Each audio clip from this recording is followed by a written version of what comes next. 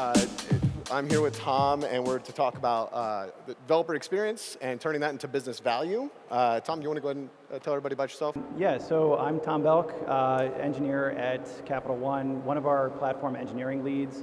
One of our main responsibilities is to improve developer experience, which is very relevant to this talk, I think in particular. I think with that being said, I'll pass it to Clinton.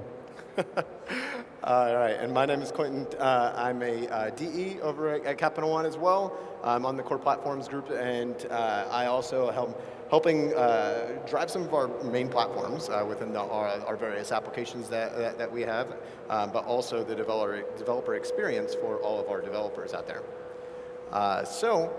Again, so roundtable in this weird format. I know it's not very round, so would love to open this up with just a question for everybody here. And on a scale of 1 to 10, and feel free to stand up or just hold up some hands or however, just shout it out. How would you rate your current developer experience for your Android teams? Maybe use your fingers. Yeah, fingers. 5. If it's just 5, one finger, please 10. Refrain from certain ones. 10. The high number and the lowest numbers I'm going to pick on. Oh, Matt. All right. So we got an 8 or 9 here. Okay. What were you at 5? 5. What else did I see? 4. All right, 4. You got a 10. 10. Where's this guy work? We're gonna go there. I mean. So it's pretty good. Yeah. All right. Well, we'll talk to some of the developers that's on your developer experience. All right. So there's a lot of varying numbers. Tom, what would you say that we're at? We're always pushing the bar. I'm on the DevX team too, so I would also say a 10. Yeah. I think that, like, being optimistic, we stand to improve quite a bit.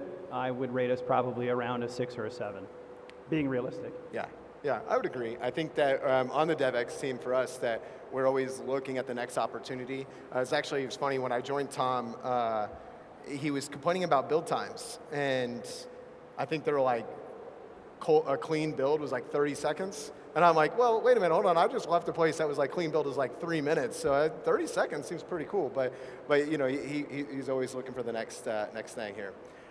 All right, so this is definitely where some people need to get up and use the microphone or just shout really loud, because we can do that back here.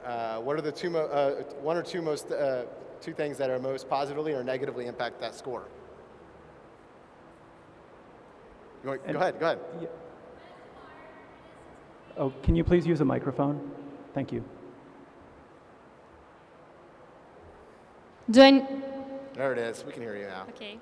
I think the best thing that we recently, maybe more than 1 year ago, introduced into our company, it is to create the platform team that would be dedicated to do not the funny stuff. Like right now we have the feature team and we have platform team that's doing all of that shit, like Gradle, scripts, automatization, check-in tests, etc., etc. That really improves our timelines, our stability, etc., etc. It helps a lot. What I would say about negative effects? I would say directly, it is a newcomer with that feeling, hey, I have the best experience in my previous company, I bring that experience to your company. I understand that we need the new ideas, like everyone needs a new ideas, that's how we are growing. Okay. But sometimes it feels strange, let's say it like that. Yeah, I hear that. I see a few head nods. Go ahead. I'd say in the past it was build times, obviously. It doesn't matter how fast it is, it can always be faster. But nowadays it's our ability to experiment, especially with AI. We want to be able to ship code extremely quickly with new features, with no product owner sometimes, just to go ship it and see if it's going to work. And we need guardrails for that. And that's where the developer experience is probably the poorest, probably across the board. Can I ask a follow-up question to that, just because I'm really interested in there? When you say AI, are you talking about like shipping AI features, or just using AI to maybe level up your development and your output? Yeah, using AI, I should be able to go to a designer, say, can I get the design system library, feed that into a model, say, tell AI I want to build this kind of user journey. I think that this is, put some analytics, tell me how I can validate that this is actually moving the needle for some users.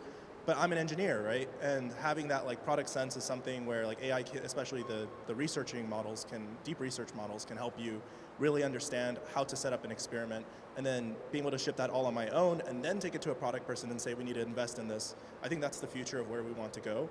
And we need pre-release quality checks and post-release observability in order to accomplish those two. Yeah, absolutely. There was an episode of Fragmented not that long ago where they talked about experimentation, or really the ability to ideate and create proof of concepts quickly, and how AI is really there to accelerate that as well. And it's also a sign of a company being held back when they're not able to leverage AI in that area. Yeah. Go ahead, use the mic, please. Hey guys, I also work at Capital One.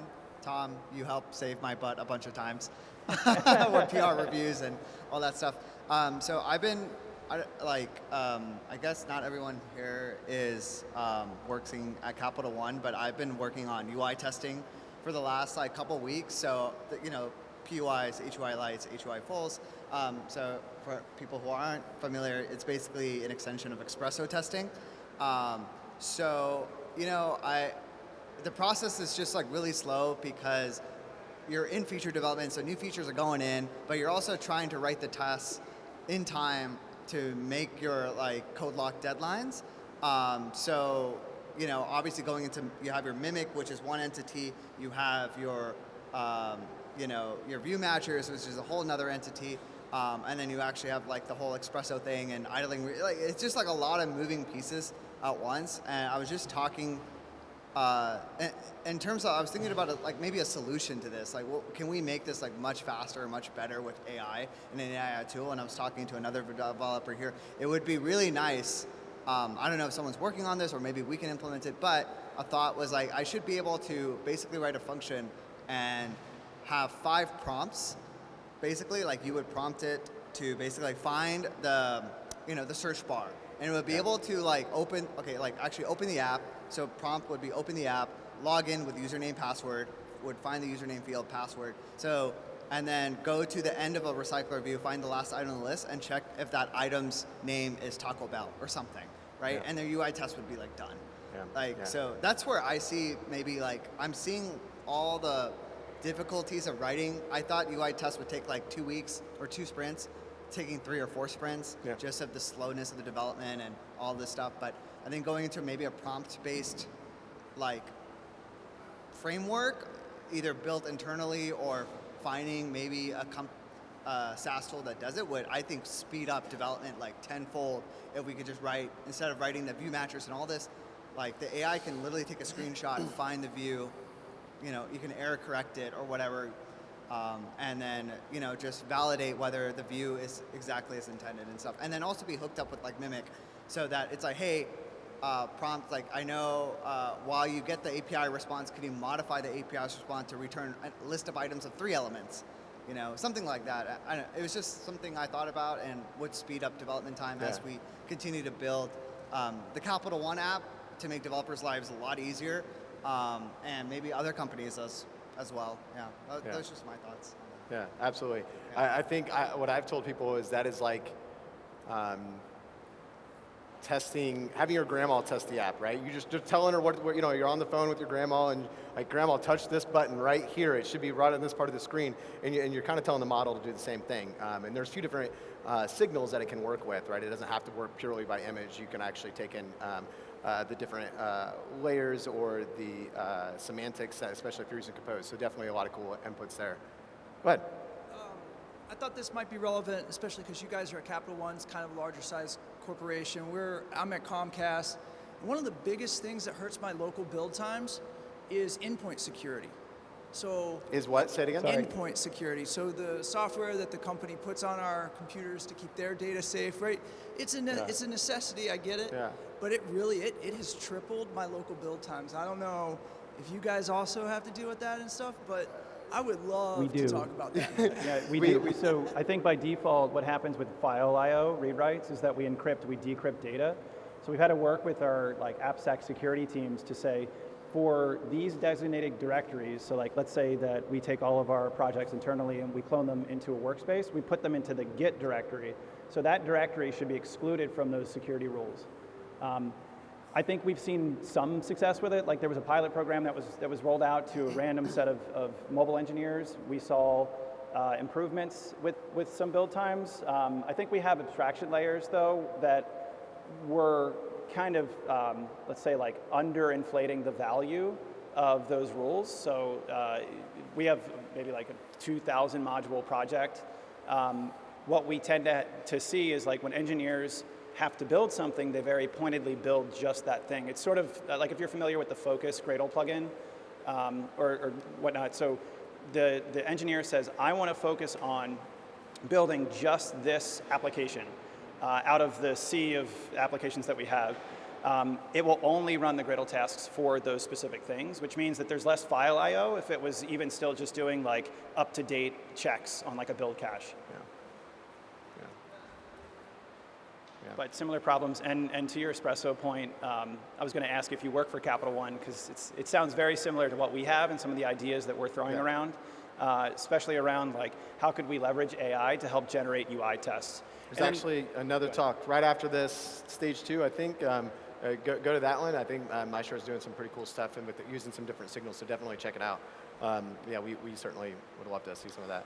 I think the other struggle with espresso tests, well, really unit tests or tests in general, is that if you maintain a really high bar, like code coverage is at 80%, you tend to entrench your feature in that. So it sort of becomes like cemented in. And anytime you want to change something, you've now got like 20 unit tests that need to be updated and a bunch of espresso tests that are now broken because you put one more tile on the screen that it wasn't ready for.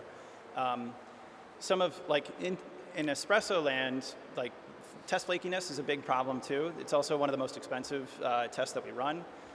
We leverage Firebase Test Lab. They do have like a test retry capability, but that unfortunately will kickstart the entire suite again. So if you're like us and you're running like 200 at a clip, it would run all 200. And then we'd see another flaky test in another area fail. So you have to, I think Google gave a talk on this, maybe at I/O last year or this year, generically, they just kind of said, you have to use UI test retry logic, but they never elaborated on like what it was or how to build it or how they even use it internally. And I suspect that they have similar tools that will kind of take the test result and then hyper-focus like a test filter on what did fail and only rerun those and just iterate through until they all pass. Or you're hitting a UI retest threshold that will then tell you, yeah, all these things are flaky. I'd say flaky tests are probably one of the top contributors to our DevX experience being a little low. So, anybody else? High or low? Hey, can you hear me? Can you hear me? Yeah. So on your topic, right? So there is Flank on Firebase Test Lab. It's a wrapper on top of Firebase Test Lab, which you can shard your test cases into single. Each test runs on each one, and then you can put a retry logic on each of them. In terms of like test tooling, there's so we leverage Gradle Enterprise. So for unit testing, we tap into their UI test retry as a part of that. Yeah. This is for espresso tests running on Firebase Test Lab. Oh, okay. So I'm sorry because I'm only kind of hearing some of what you're saying. It's hard. It's really hard to hear up here. Yeah, it's called Flank. You can look into that. Flank. Flank. F-L-A-N-K. Yeah, I'll check that out. Flat. Yeah, we'll check it out. It's awesome. We'll connect afterwards too and make sure we're hearing you all right too, because I'd like to hear more about that. What else? Any more positive or negative contributors to your scores? I would like to hear number 10. Come on. What is awesome that you all are bringing to the table? What's a positive thing that you're bringing to the table within your DevX group? You gave us 10. I mean, I have to call on you, right?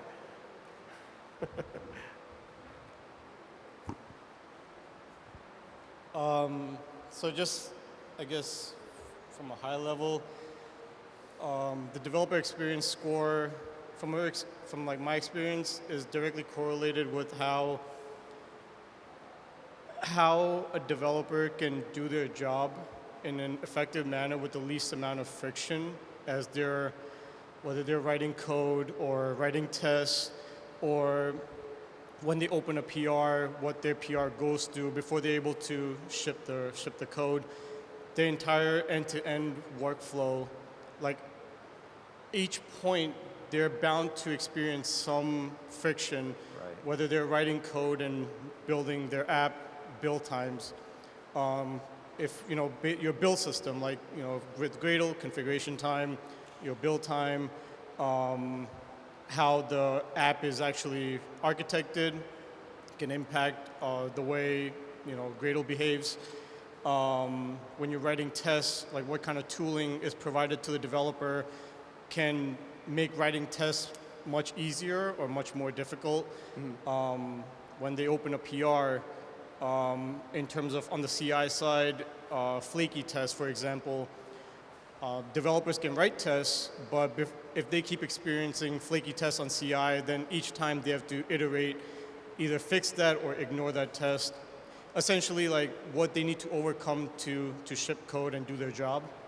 So, like from within my team as a developer experience engineer, I try to identify like along that workflow where developers are experiencing pain points, and then come up with solutions to help reduce each of those and resolve it so that they can work faster and decrease that cognitive load of switching context between different things. Because each time they experience friction, like they're gonna have to switch context to resolve that friction. But if we can do something, automate something that can essentially address that for them, then it makes their experience much more smoother, and they can focus on their part of the company, the value that they add to the company by being a feature developer. That's good. Yeah, that makes sense. Absolutely. Do you feel like how do you? I think we're actually about to ask this question. Well, we use range tools. Never mind. We'll get to this. We'll talk about this in a little bit, but how we actually get feedback on whether we're doing a good job as DevX engineers. And I'd be curious to hear from you as well, and others about how you guys do that. How we get feedback from our developers? I mean, now or in the future. We can talk about it later if you want. Sorry?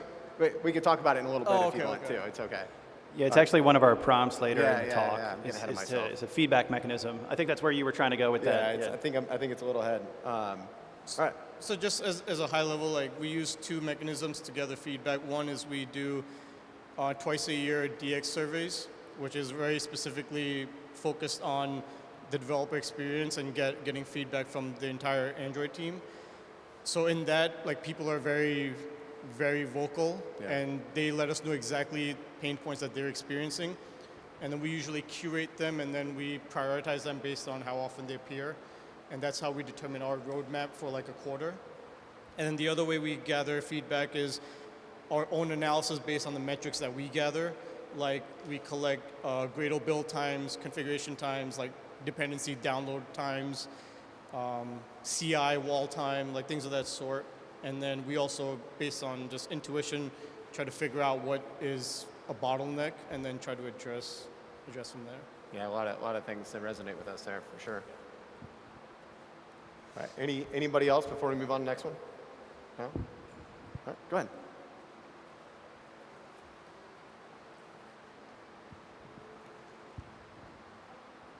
So kind of tying a couple of things that we discussed already. I was just thinking about friction and pain points, and I think one of the things that really helps developer experience is when you have set patterns that make sense in the code. So like a lot of times we have new tooling, we have new languages, and we change things either because it's new or because we think we should, but it doesn't really match what the code base is and the people that are working in the code base.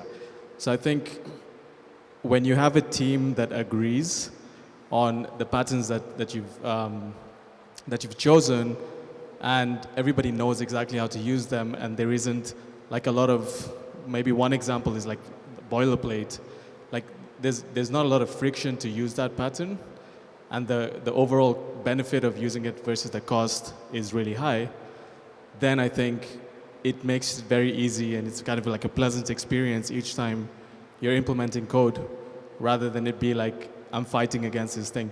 Because sometimes you might be fighting against something, but it's worth it. Like as a Yeah. team, you've decided that this is important to for whatever reason, to increase the quality or whatever. So I think the right patterns for your team is important, and to do that, I think part of it is education and documentation, but the other part of it is like having that really good level of communication between the team and making decisions together, which is obviously harder in bigger companies, but it's something that really is worth the effort, I think.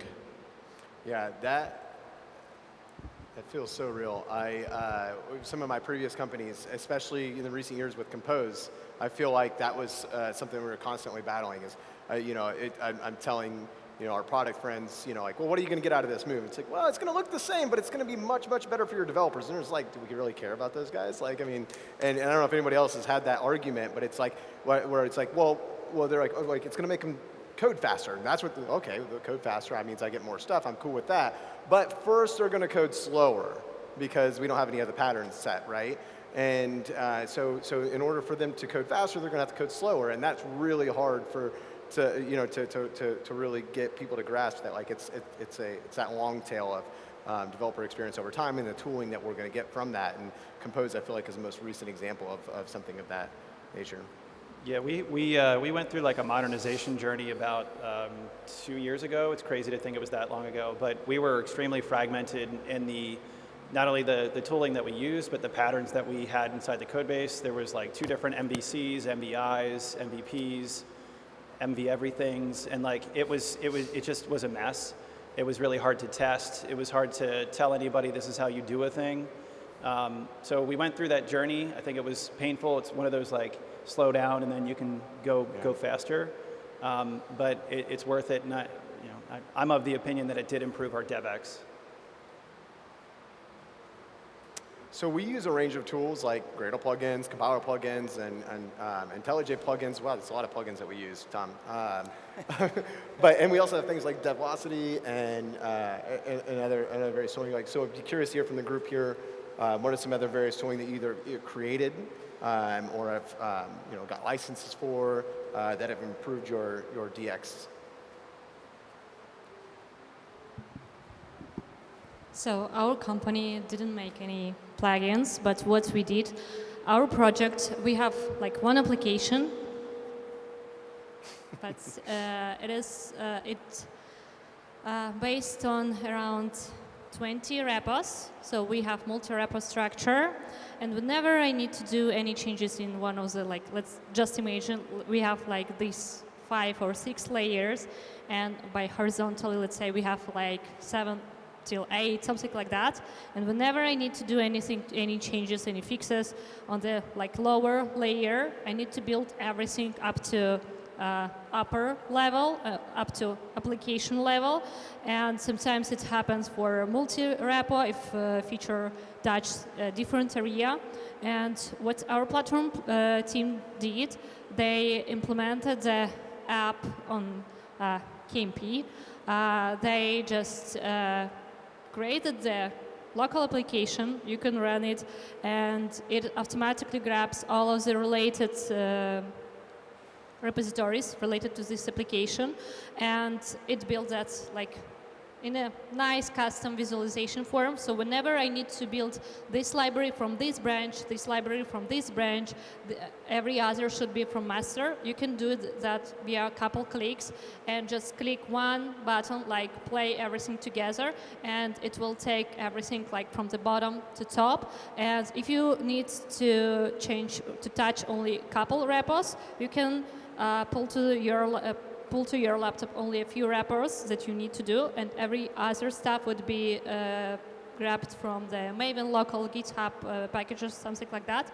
So it improved our vision, what the app is, and that the way how we are explaining what we have for newcomers.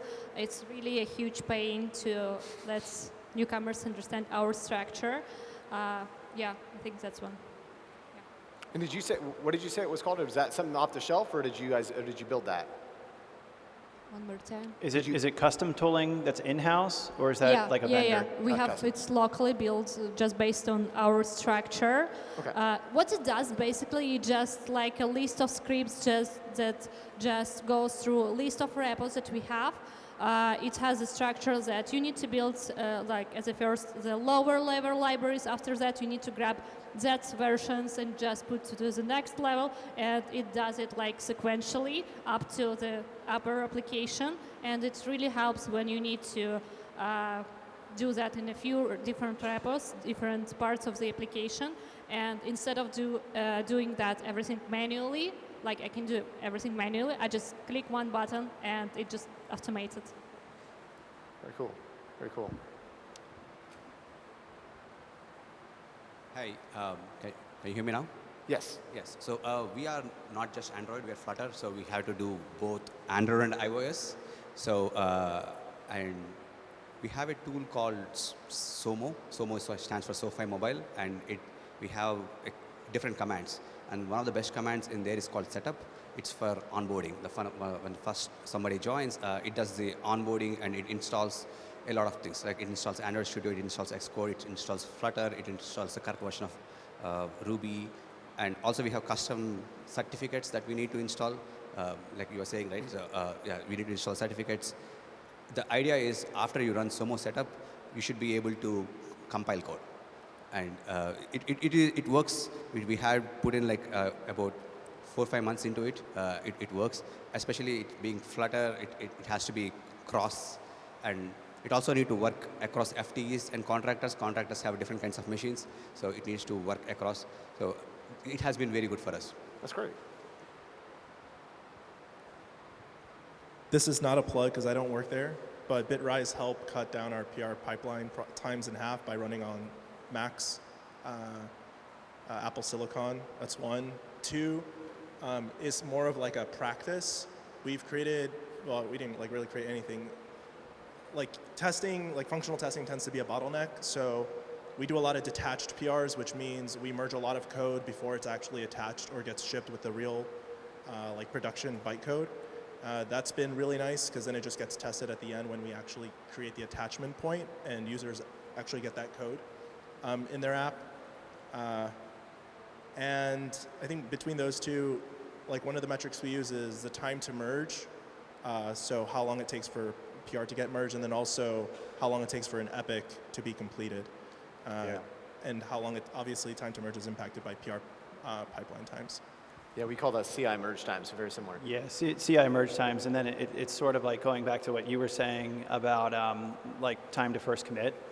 There's a lot of companies are measuring that and getting the engineers set up, onboarded, getting it all scripted. I think too, it's not just about like onboarding new engineers, it's about like maybe reskills.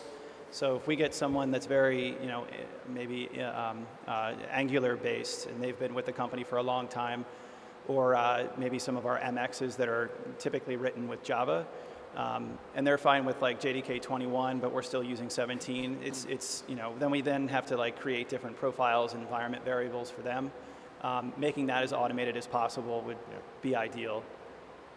Yeah. Go ahead. Fine.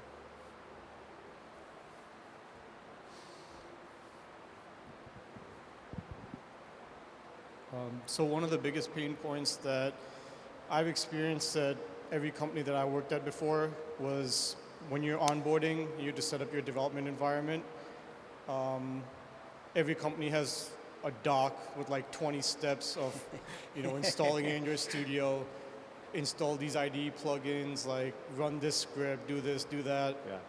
And usually there's some issue where the doc is not updated after some recent change. And a lot of developers run into that friction, especially like right when they join a new team. And then even once they're established with the development environment, when you need to update Android Studio version, or I don't know, if you have custom IntelliJ plugins, like getting the latest plugin that your DX team has rolled out. So our team created a tool called, we just call it internally DX Toolbox. And essentially you just run a command, which the software is pre-installed on the developer machines. You just run a command from anywhere within your terminal, and it will automatically install Android Studio. It will configure all the IDE plugins. It will essentially do everything the developer needs to set up their dev environments for them to start writing code and running builds. So none of those steps are manual. And whenever a new developer joins the team, that's like one of the things that they always are very happy with, because they can set up the environment in like less than 5 minutes and start becoming productive right away. And then in the future, like the DX team controls the provisioning of these IDEs. So we provide like different channels of IDEs you can subscribe to, like a stable channel where it's like a stable release of an Android Studio. Then you have like a beta channel and like a canary channel for developers who want to use like the latest IDE version, which is still in like the beta phase, and it has new features, but it's not very stable. And we provide that option for them to do this. And also when we update like our custom IDE plugins, we can force push those updates onto the developers and restrict them from using an outdated Android Studio version, so that you don't have one person using the latest stable and then you have another person on the team who's like a year behind in their IDE updates. And that helps the DX team also ship our features more easily to our customers, which are the Android developers themselves. There's three things. One, I'm just happy I don't actively work in Xcode and have to monitor the Xcode and Mac OS updates and figuring out, whoa, my gosh, what do I do there?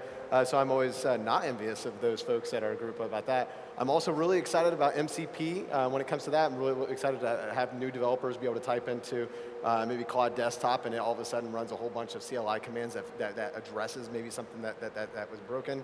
And then also, I don't know if anybody has tried any cloud-based IDEs? Android Studio is now in beta in there, and there's some promise there, right? Essentially, a Docker image for your environment setup. It'd be pretty cool. Go ahead.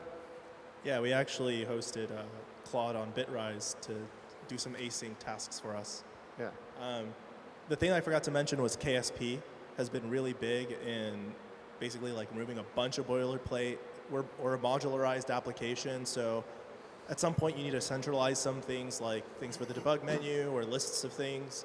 So using KSP in order to aggregate all of that, just using an annotation at like wherever you're defining your class has been really helpful. So we've had golden paths for a while. We're able to use KSP in order to reduce the boilerplate for those golden paths. That's great. Well, this has been, we're really close on time, partly because somebody was late, Tom. So really, one of the last things that we want to walk away with is really getting a quick thought of folks of like, what have you, we'll just go ahead and put this at the end here. What have you guys done, what have you guys found that have gotten your business partners and product to buy into this? And I think that for us, we've found that just the sheer scale of our development teams, but it was certainly like, especially in the modernization effort, right? 2 years ago, it was tough to get buy-in on that. Yeah, I think for us, there's kind of like this invisible boundary between you've got tech wanting to do a thing and you've got business driving in the not opposite direction, but adjacent, and they've got their own caravan of intent that they're trying to deliver on. So what we are interested in, I guess not, how do you articulate the value to your business folks that may be purely focused on getting a feature, getting some functionality out to customers? Yeah, so we'll be at time, but we'd love to catch up with you all after, and continue to connect on this. I hope that you took away something from this conversation and can improve the DX for your developers as well. Thank you, everybody. Thank you.